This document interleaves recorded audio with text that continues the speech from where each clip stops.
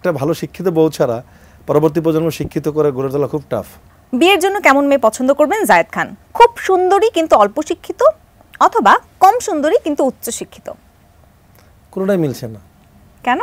আমার কম্বিনেশনে তো মিলছে না। আমার কম্বিনেশন তো আপনার প্রশ্নের মধ্যে নাই। আচ্ছা, আপনার কম্বিনেশন আমার কম্বিনেশন হচ্ছে সুন্দরী হতে হবে, শিক্ষিত হতে হবে। কারণ একটা ভালো শিক্ষিত বউ ছাড়া পরবর্তী প্রজন্ম শিক্ষিত করে গড়ে তোলা খুব টাফ। আচ্ছা, যদি এই দুইটা অপশন থেকে যে কোনো একটা চুজ করতে বলা হয়, যে কম্প্রোমাইজ করতে হবে, তাহলে কি বিয়ে করব না? এজন্য তো বসে আছি। কম্প্রোমাইজ করতে গিয়ে তো সিঙ্গেল। মানে আপনার পারফেক্ট কম্বিনেশনের আপনি কাউকে পাচ্ছেন না। জায়েদ খান মানেই মেয়েদের জাতীয় ক্রাশ। আমার মনে হয় কি যে বাংলার খান বা বলিউডের এত খান আছে, কিন্তু তাদেরও এত ফ্যান বেজ নেই যতটা না জায়েদ খানের আছে। এই ব্যাপারে আপনার কি মনে হয়, আমি সঠিক কিনা? এটা তো আল্লাহ তাআলা ব্লেসড। ইদানিং 1-2 বছর ধরে শুরু হয়েছে, তো আগে এটা ছিল না। এটা অল্প দিন ধরে শুরু হয়েছে এবং এটা তো মনে আমি বলি সবসময় যে ইট ইজ ব্লেসড। আমার বাবা মার দোয়া এবং মেয়ে যা আমি সবসময় বলতাম, মেয়ে ভক্ত যার নাই তার কোনো তারকা হওয়ার অধিকার নেই। কোনো মেয়ে যদি ঘাড় ঘুরিয়ে না দেখে যে কে গেল, মনে হয় না তার তারকা হওয়ার কোনো অধিকার আছে। শুধুমাত্র টাকার অভাবে তখন আপনি সুন্দরী মেয়েদের কাছে টানতে পারেননি।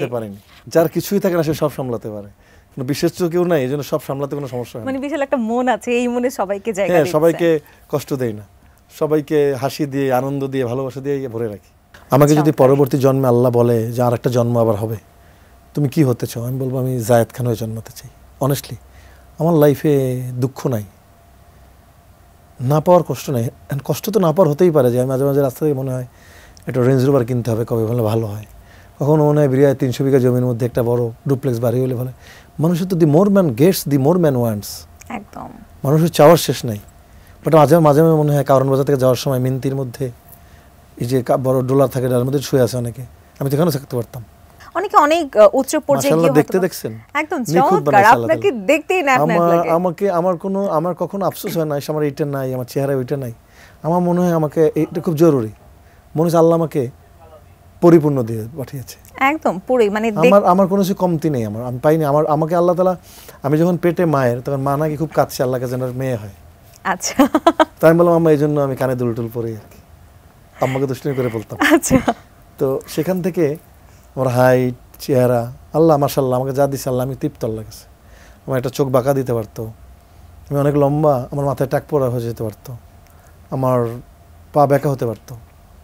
তো মাশাআল্লাহ একদম সুস্থ থাকা বড় নিয়ামত। মানুষের দেখলে বলে ছোটোবেলা থেকে নায়কের মতো লাগে, আমাকে বলতো। তখন আমি সিনেমা করিনি।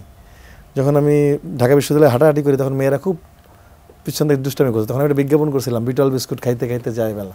এটা খুব সুপারহিট হয়েছিল। তখন আমি বুঝিও নি ক্যামেরা ট্যামেরা কী। তখন এই মেয়েরা করিডোরে সারাদিন আমাকে নিয়ে হাসতো, মজা করতো। আর গেলে বলতো নায়ক যায়, নায়ক যায়। আমার ছোটোবেলা থেকে আমার নায়কের মধ্যে চলাফেরা। ধরেন আমার তলোয়ার কাঠের বানিয়ে কোমরে নিয়ে হাঁটা, মাথার মধ্যে রুমাল বাঁধা, মানে নায়ক একটা ব্যাপার ছিল আমার মধ্যে। মানে ঢাকা বিশ্ববিদ্যালয়ের কাঁধের মধ্যে ব্যাগ, স্টিল লাগানো বেল্ট, পায়ে বুট, মানে একটা মনে হচ্ছে যে একটা, মানে আমি হাঁটলেই মনে হবে যে না নায়ক ব্যাপার। মানে তখন থেকে আপনি ফিল করছিলেন যে আপনার ভেতরে নায়ক সুলভ কিছু একটা আছে? না, সেইটা ফিল করতাম না। মানে আমি চলতাম নায়কের মতো। আমি নায়ক, আমার মধ্যে নায়ক হিসেবে ব্যাপার আছে, এইটা না ভেবে ভাবতাম আমি নায়কের মতো চলবো। এই জন্যই আপনি আজকে এই নায়কের আসনে রাজার মতো বসে আছেন। হ্যাঁ, দারুণ। আমি সেটাকে এনজয় করি এবং অনুভব করি এবং আল্লাহর কাছে প্রতি মুহূর্তে শুকরিয়া জানাই এবং বাবা মার প্রতিও অনেক বেশি ভালোবাসা জানাই। তাদের দোয়া না থাকলে আমি এখানে টিকে থাকতে পারতাম না।